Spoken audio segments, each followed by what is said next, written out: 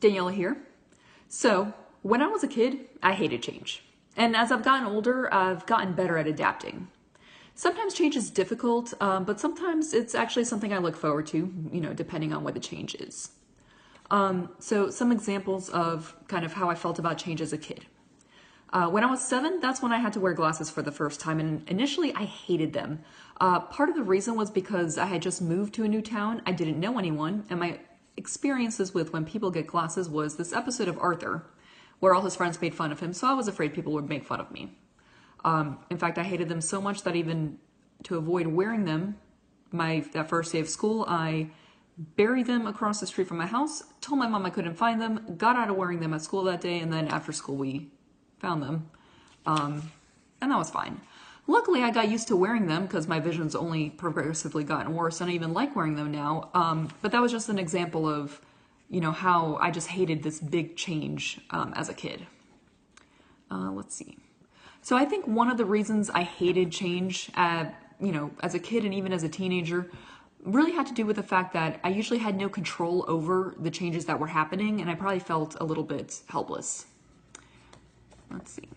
So luckily, growing up has kind of allowed me to be more adaptable and understand the benefits of certain changes, or at least understand that it's inevitable.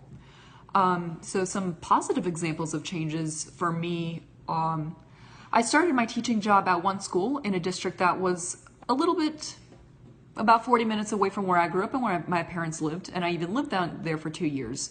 But I made a change and ended up moving back to my hometown and was even able to get a job at a school in the local district.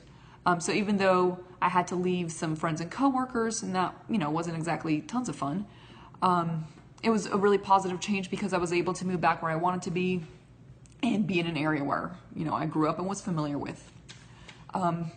As far as changes that can feel positive and negative, I still remember in college, I love those 4 years when I was in university.